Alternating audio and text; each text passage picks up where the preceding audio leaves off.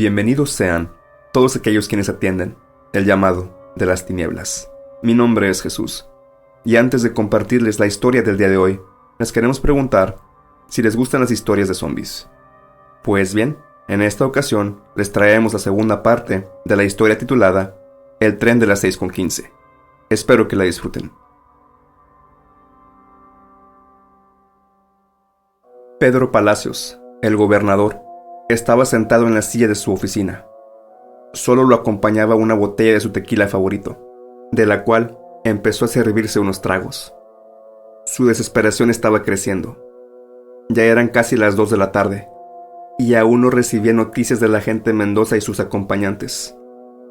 Habían partido al pueblo vecino para investigar el incidente en la estación del tren hacía casi 4 horas.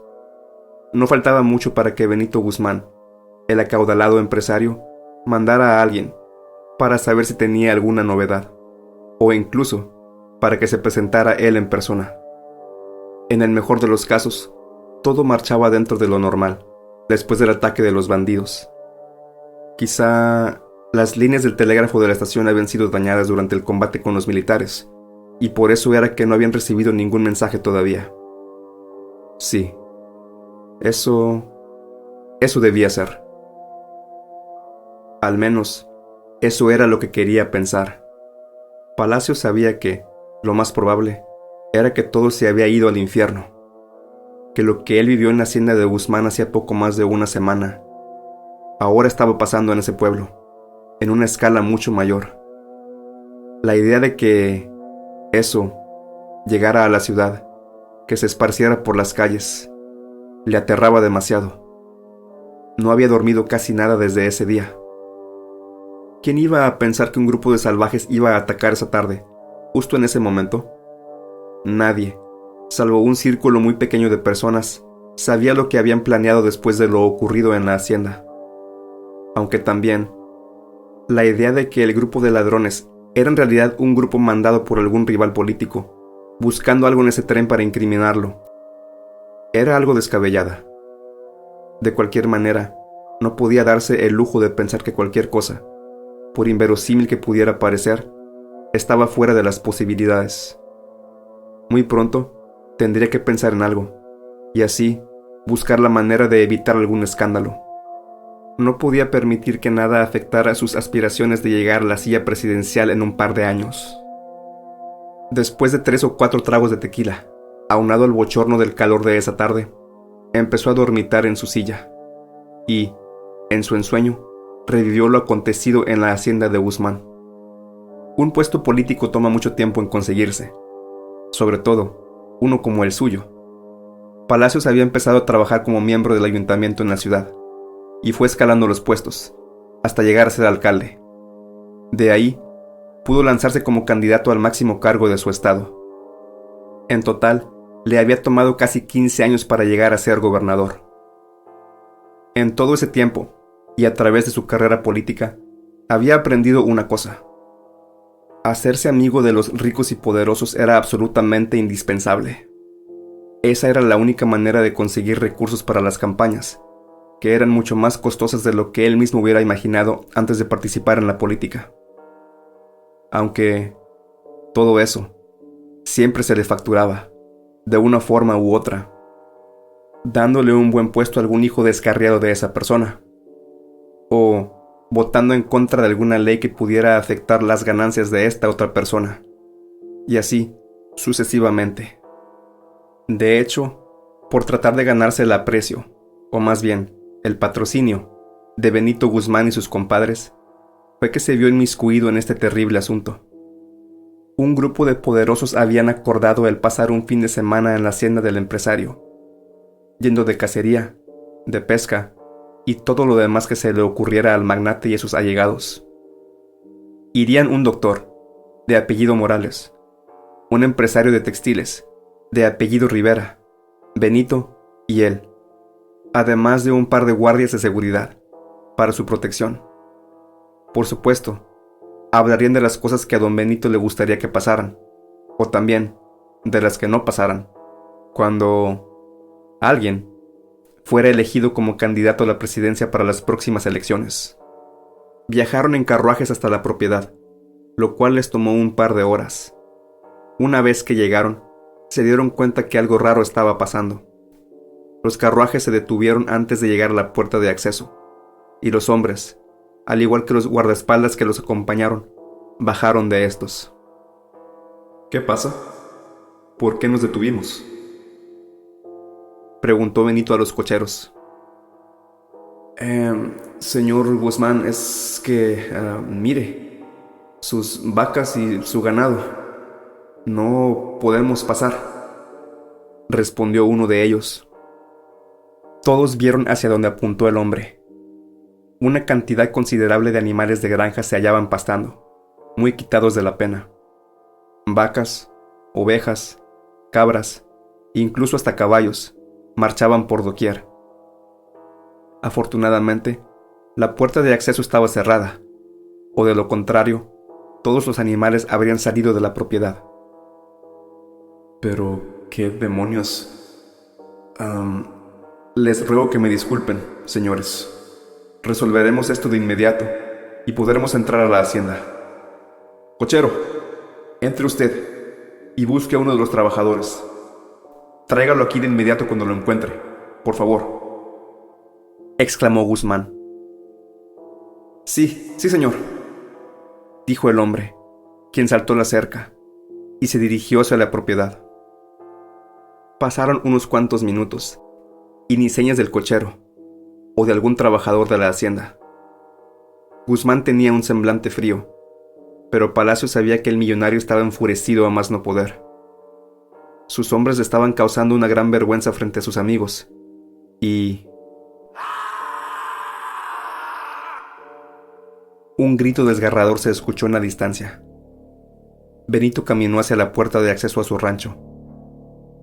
Señor, uno de los guardias le preguntó a Benito. Creo que ya perdimos demasiado tiempo. Vamos adentro. Podemos mandar a alguien por los carruajes después de ver qué ha pasado. Guardias, ustedes vayan por delante, si les parece, sentenció Guzmán. Sí, señor, como usted diga. ¡Ey, ustedes! Vamos a abrir esa puerta, ahora. Y cuidado con los animales. No dejen que ninguno se escape. Los guardias y el segundo cochero abrieron la puerta y alejaron a un par de vacas curiosas que se habían acercado a ellos. Morales, Rivera, Guzmán y Palacios entraron detrás de ellos, y entonces la puerta fue cerrada. Además de los sonidos de los animales, no se podía escuchar nada más. Palacios nunca había sido un hombre de campo, pero hasta a él le parecía extremadamente raro que no se escuchara ninguna voz humana, salvo el grito de hacía unos momentos, por supuesto. No quería ni imaginarse lo que les haría Guzmán a sus trabajadores por haber dejado sus animales sueltos sin rienda alguna. El grupo avanzó por el camino que llevaba hasta la casona. A la distancia, Palacios pudo ver que, a un costado de esta, se hallaban las caballerizas, y enseguida de estas otras, los corrales de los demás animales. Todas las puertas, excepto las de una caballeriza, estaban cerradas. ¡Hey! ¿Hay alguien aquí?, gritó Benito. No hubo respuesta. ¡Hey! ¿Dónde están todos?, gritó de nuevo el empresario. Siguieron en su marcha, hasta que, de pronto, alguien salió por una de las puertas de las caballerizas. El hombre parecía estar completamente ebrio, ya que se tambaleaba y caminaba muy pausadamente. Incluso llegó a tropezar y caerse en un par de ocasiones. Parece ser... Sí, ese es uno de los peones. Vaya, por fin aparece alguien que me pueda rendir cuentas. Guardia, vaya y traiga ese borracho aquí inmediatamente, dijo Guzmán. Claro, señor, respondió el guardia. Empezó a caminar hacia el peón, cuando, de repente, se escuchó una voz. No se le acerquen, por lo que más quieran. Aléjense de él. Una mujer estaba asomando la cabeza desde una de las ventanas del segundo piso de la casona. ¿Juanita? ¿Pero qué está pasando aquí?, le gritó Benito a la mujer. Don Benito, que no se le arrime. No deje que lo muerdan. ¿Que me muerdan? ¿Pero de qué habla, mujer? Venga aquí y explíqueme, ¿qué está pasando? ¡Cuidado!, le gritó Rivera al guardia, quien había dejado de ver al peón frente a él en cuanto la mujer había hablado. Era demasiado tarde. El hombre se abalanzó sobre el guardia, y ambos cayeron al suelo. El guardia forcejeó con él, y después, todos vieron con horror cómo el peón cerró sus mandíbulas en el cuello del pobre hombre, arrancándole un trozo de su piel. El guardia bramó de dolor, y su compañero se acercó para ayudarlo. ¡Déjelo, maldito loco! El segundo guardia pateó al peón justo en el rostro, haciendo que rodara lejos del hombre herido. Este tenía la mano en su cuello, tratando de detener la hemorragia. ¡A la cabeza! ¡Tiene que darle a la cabeza!, gritó la mujer, histérica. El segundo guardia dudó y volteó a ver a Benito, quien asintió con la cabeza. Entonces, el hombre levantó su arma y apuntó al rostro del peón. ¡Deténgase ahí! ¡No se acerque más! ¡Le dispararé! ¿Qué demonios espera? ¡Tire! ¡Ya!, ordenó Benito. El disparo dio justo en la frente del peón, quien cayó al suelo para no moverse más. ¡Doctor Morales! ¡Ayude a ese hombre! El doctor reaccionó y se dirigió hacia el guardia herido, quien seguía en el suelo. El otro guardia y él se arrodillaron junto a él para darle primeros auxilios. ¡Cochero! ¡Mi maletín! ¡Está en el carruaje! ¡Tráigamelo, por favor!, exclamó el doctor. El joven corrió para cumplir con el encargo. De pronto, Benito caminó para acercarse al guardia herido. Con tal de no quedar mal, Palacios y Rivera hicieron lo mismo, aunque de muy mala gana. Guardia, verifique que no haya nadie más allá adentro, por favor. El guardia se levantó y se acercó lentamente a la caballeriza. Cuando llegó al umbral, se asomó y entró. Pasaron unos momentos y no hubo sonido alguno. ¡Guardia! ¡Guardia! ¿Qué hace? Salga ahora y dígame, ¿qué? El hombre salió de la caballeriza.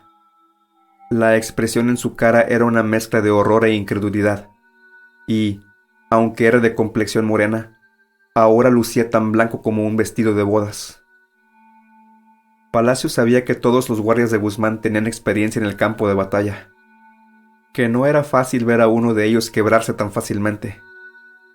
Pero algo lo afectó de tal manera que, en cuanto salió, devolvió su estómago frente a ellos.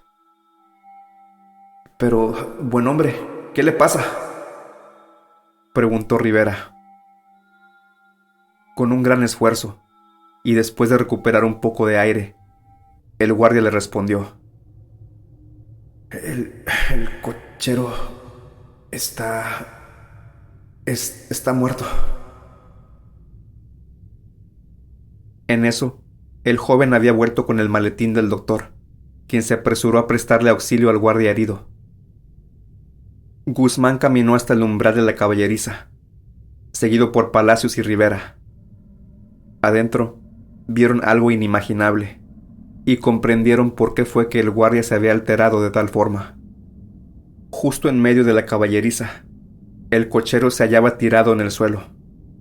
O, más bien, lo que quedaba de él. 2 personas estaban a su lado, comiéndoselo,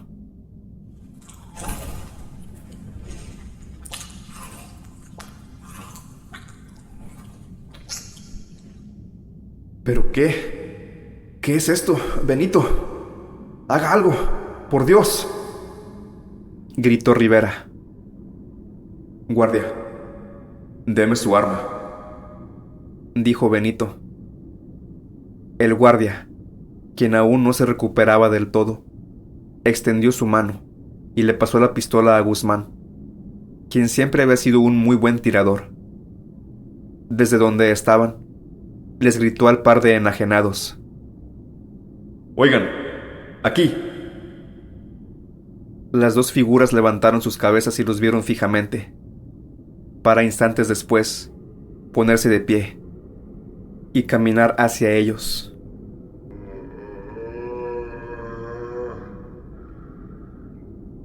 Eso, así es. Vengan.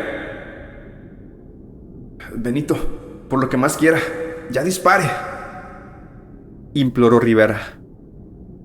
Guzmán no respondió, pero en cuanto estuvieron en un rango más cercano, disparó. El primer tiro impactó en la frente de uno de los locos, y este cayó súbitamente. El segundo ni siquiera se inmutó. No mostró señal alguna de miedo al ver cómo un arma era apuntada directamente a su frente. Después de que hubiera caminado un poco más, Guzmán jaló el gatillo por segunda vez. El arma no disparó.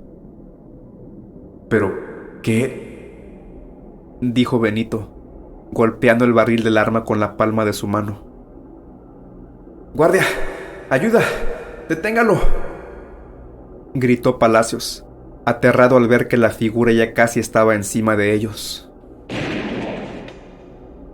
El sonido de un segundo disparo lo aturdió de repente.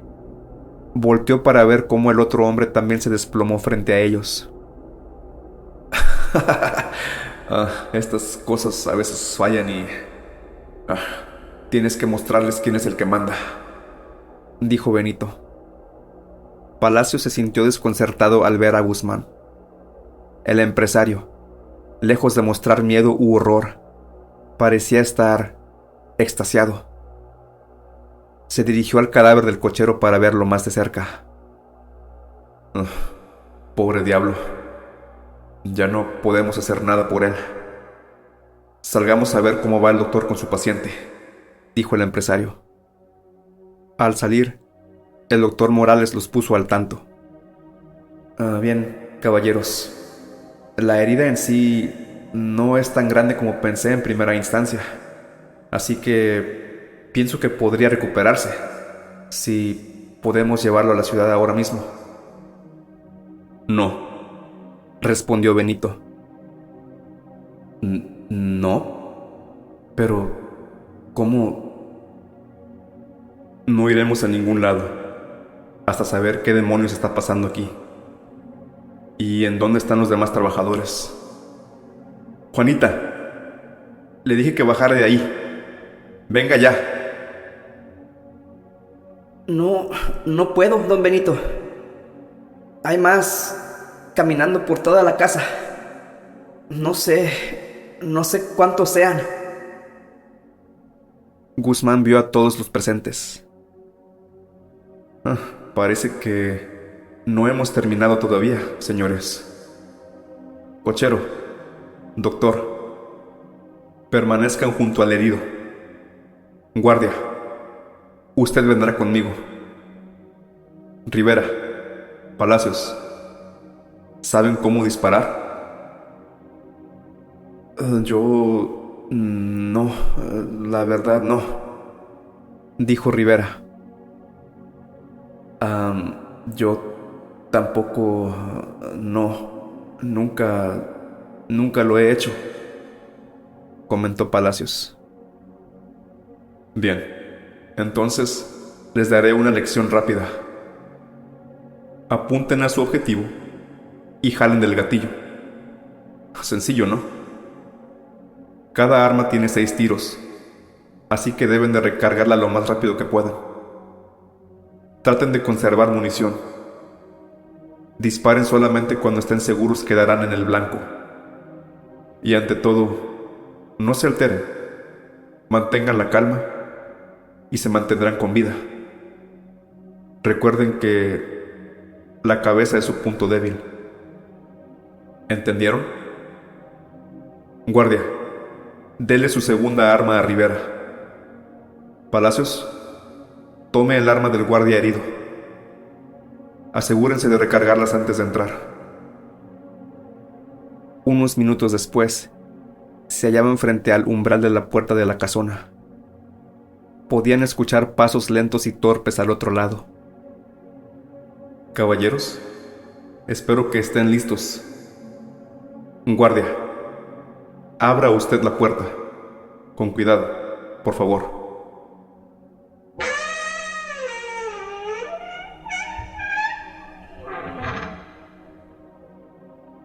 El guardia así lo hizo.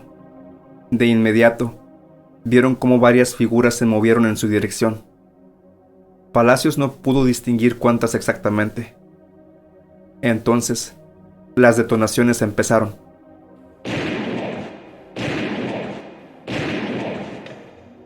Benito y el guardia se encargaron de terminar con la mayoría de ellos, sin que Rivera ni Pedro hubieran siquiera disparado una sola vez. No fue hasta que uno se le acercó demasiado a Palacios que éste jaló del gatillo, derribando a su objetivo. Bien hecho, Pedro. Justo entre ceja y ceja. Bien, señores. No se relajen todavía. Vayamos dentro y veamos si no hay más de ellos por aquí. Adelante. Los cuatro entraron y revisaron por todas partes, abriendo puertas una a una en la planta baja, sin encontrar a más de ellos. Hicieron lo mismo en la segunda planta, y tampoco encontraron a nadie. Llegaron hasta la puerta de la habitación en donde la mujer estaba encerrada. Juanita, hemos llegado. Ábranos, por favor, dijo Benito. Don Benito, ¿no los mordieron? ¿A ninguno de ustedes? No, mujer. Estamos todos bien. Abra, entonces. La puerta se abrió un poco lentamente. Una mujer se asomó, con un machete en su mano. No se muevan. Déjenme ver. Pero si... Que me dejen ver. O por esta, que les voy a cortarlas. Ya. Está bien. Mire, Juanita. Nadie tiene mordidas, ni heridas de ningún tipo. Juanita los miró de pies a cabeza. Una vez que la mujer estuvo conforme, salió de la habitación. Ahora sí, dígame, ¿cómo, o más bien, qué fue lo que pasó aquí? El señor ese que mordieron afuera, denle un tiro también a él, ya de una vez. No se va a curar de eso. Pero señora, ¿qué dice? No puede hablar en serio. Así es como se les pasa, de uno por uno. Vengan conmigo, a la cocina.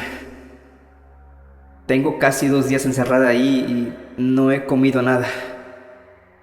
Ahí les digo todo lo que sé. Todos siguieron a la mujer, quien, una vez en la cocina, empezó a devorar algunas de las frutas que ahí se hallaban, y a tomar agua como si no hubiera un mañana. Una vez que sació su sed y su apetito, les contó lo que sabía. Pues esto empezó hace como 3 o 4 días, más o menos. Unos peones salieron al monte y cazaron un jabalí. Desde que lo trajeron, me dio un olor bien feo, casi como a podrido o no sé. Total que lo cocinaron para la cena. Yo no comí nada, porque me dio asco. Otros de los trabajadores tampoco. Pero los que lo cazaron estaban bien borrachos y así se lo aventaron con todo y peste. Ya en la mañana, los que habían comido amanecieron bien malos. Dije yo, qué bueno, por andar de por ochos y dragones. Fíjese, casi se acabaron tamaño animalote ese, entre los 6 que eran. Les dimos un té para el empacho, porque les dolía mucho la panza y se vomitaban a cada rato, con el perdón de ustedes. Pero ningún remedio les sirvió. Después les dio una calentura bruta, que no se les bajó en toda la tarde. Y entonces, en la noche, o más bien en la madrugada, se petatearon, pues, todos. Por la hora que era, pues dijimos, ahí en la mañana los enterramos. Los muchachos se los llevaron para uno de los corrales y ahí los dejaron. Entonces fue que... Ay, don Benito, no le quería decir, pero su hijo llegó y... ¿Mi hijo? ¿Néstor? ¿En dónde está? Preguntó Guzmán, alterado. Se despertaron. Los 6 que se comieron el marrano ese. Se despertaron. Yo oí los gritos de los muchachos. De su hijo también. No sé muy bien qué pasó, pero se empezaron a comer a la gente. Yo pensé que porque me burlé de ellos, el diablo los había traído de vuelta para que ahora nos comieran a nosotros. Juanita, ¿en dónde está mi hijo, mujer? La mujer tomó las manos del empresario en las suyas. Él y unos de los peones los llevaron de vuelta a los corrales. Soltaron a los animales y ahí los metieron.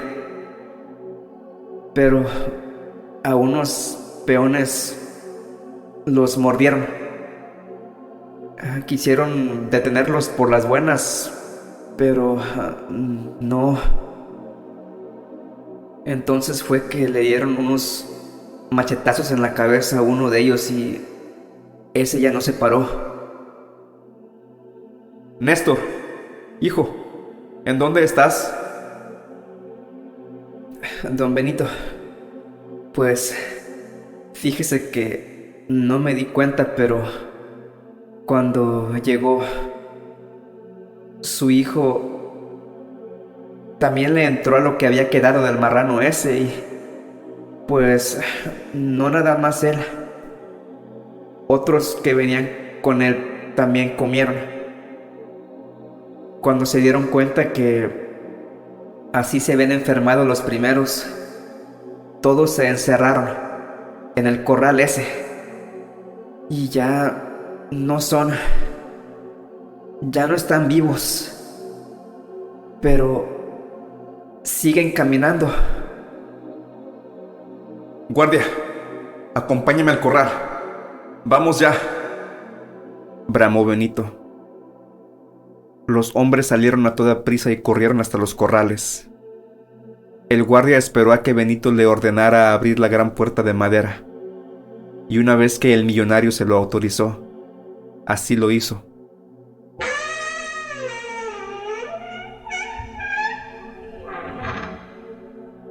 Adentro habían más o menos 20 o 25 personas, a cálculo de Pedro.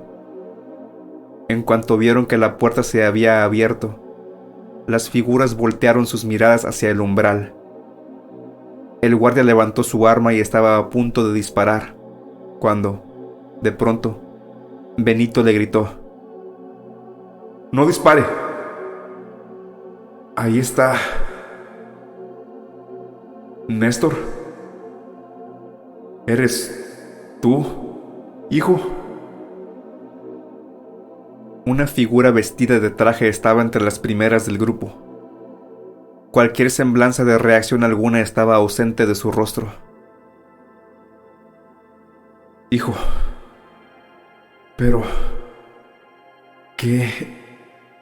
¿A qué viniste? ¿Por qué? Benito, ¿qué vamos a hacer? Cerremos las puertas.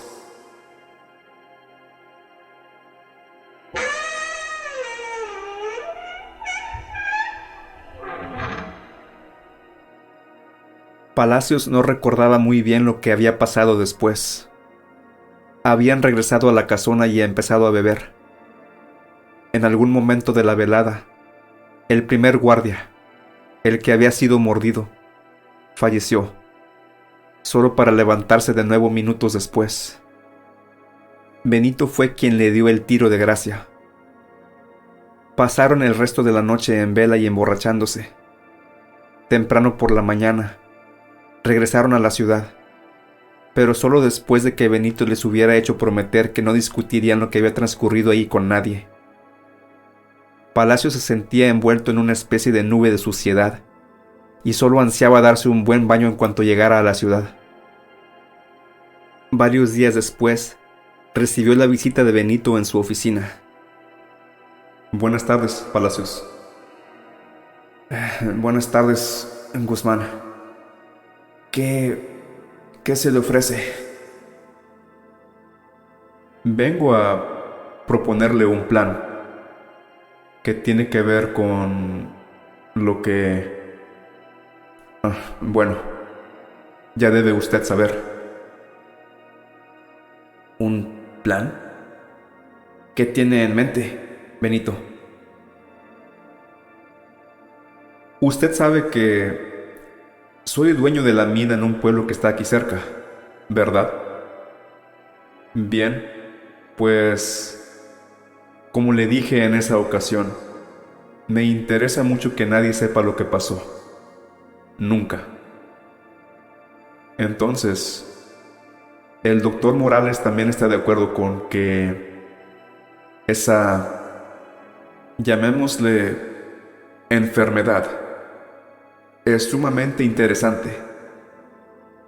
Con algunos de sus contactos en la Universidad Nacional, él piensa que pueden estudiarla y tratar de encontrar una cura, o por lo menos algún tratamiento para mejorar la condición de los enfermos. Pero, Benito, con todo respeto, toda esa gente, su hijo, ya fallecieron. Bah, eso es solo una suposición de una campesina. Juanita es una muy buena mujer. Ha trabajado para mí por mucho tiempo y la estimo mucho. Pero ella no... vaya, no tiene la educación necesaria como para determinar quién esté vivo o muerto, hablando en términos médicos. Palacios, estamos frente al amanecer del siglo XX y la ciencia está avanzando mucho últimamente. Es hora de dejar los remedios caseros y las supersticiones. Como le dije, el doctor Morales y sus colegas piensan estudiar este caso. Solo que hay un problema. El transporte de los enfermos, ¿verdad? Así es, Palacios. Por obvias razones, no podemos llevarlos en carruajes. Estaríamos demasiado expuestos a que alguien nos descubra. Entonces, pensé que podría llevarlos en tren hasta su mina. ¿O me equivoco? Muy bien, Pedro.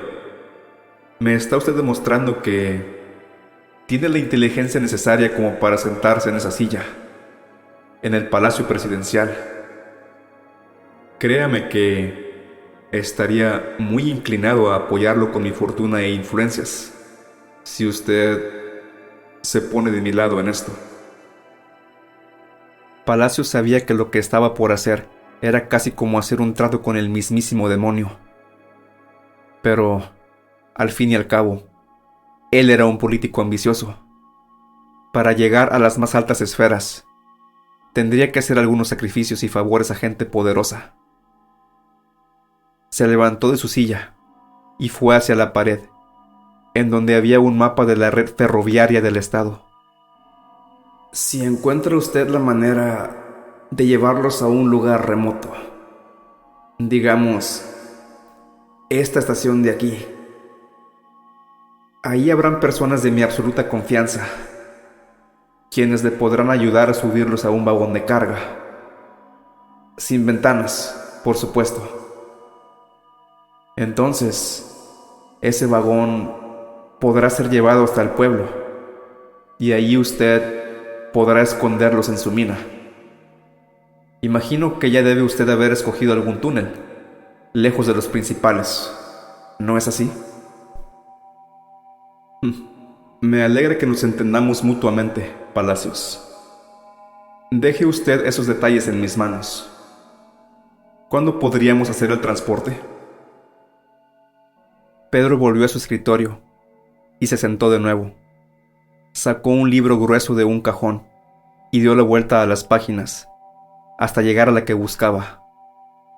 Era el itinerario mensual de los trenes. ¿Qué le parece esta fecha, Benito? Podrían salir en el último tren de ese día, en el tren de las 6:15. Me parece perfecto, Pedro. Y en ese tren irá alguien muy cercano a mí, quien será responsable de la logística del viaje y cosas así. Me gustaría que su nombre no aparezca en la lista de pasajeros. Benito le pasó un papel con un nombre al funcionario. Considere lo hecho. ¿Algo más, Guzmán? Creo que es todo, por el momento. Pronto vendrá un emisario de mi parte para confirmar y finalizar los planes. ¿Estamos de acuerdo, entonces? Sí, estamos de acuerdo. Ambos hombres estrecharon sus manos y Guzmán partió.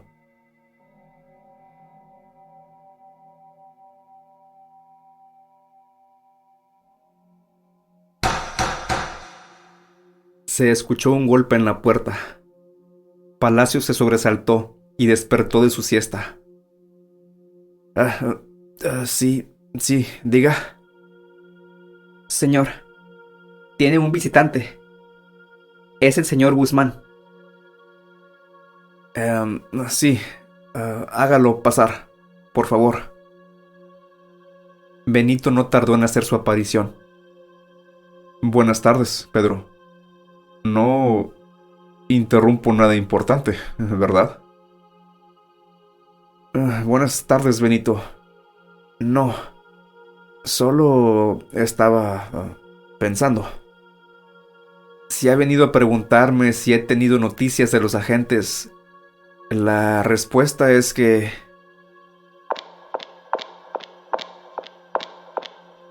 Un joven, casi un niño, llegó corriendo por el pasillo hasta la puerta de la oficina del gobernador. Señor Palacios, disculpe usted. Me mandaron a entregarle esto. Me dijeron que era de mucha urgencia. El joven le pasó un sobre al político. Gracias, muchacho. Puedes retirarte. Y cierra la puerta cuando salgas, por favor. El joven hizo lo que le indicaron. Palacios tomó su abrecartas y sacó un papel del sobre. Lo leyó y se estremeció del pavor que sintió. ¿Y bien, Pedro? ¿Decía usted? Palacios le pasó el papel al empresario. Situación crítica. Punto. Pueblo infestado. Punto. Plan de contingencia activado. Punto. Espero refuerzos. Punto.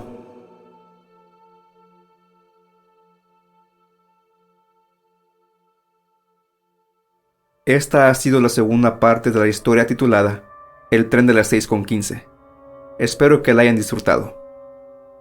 Antes de despedirnos, y como es costumbre, queremos mandar saludos a la gente que ha estado apoyando el canal, viendo los videos, dejando sus mensajes y comentarios, y sobre todo, suscribiéndose al canal. Estamos muy contentos porque estamos cada vez más próximos de llegar a nuestra meta, la cual es llegar a los 1000 suscriptores antes de cumplir un año con el canal. Así que les queremos pedir como favor que compartan nuestro contenido con gente a quien piensan que le puede gustar. Y por último, queremos también recordarles que pueden visitarnos y seguirnos a través de nuestras otras páginas de redes sociales. En cada una ofrecemos contenido diferente, así que les recomendamos que nos visiten en todas. Mi nombre es Jesús, y me despido, no sin antes recordarles que los espero la próxima vez, para juntos atender el llamado de las tinieblas.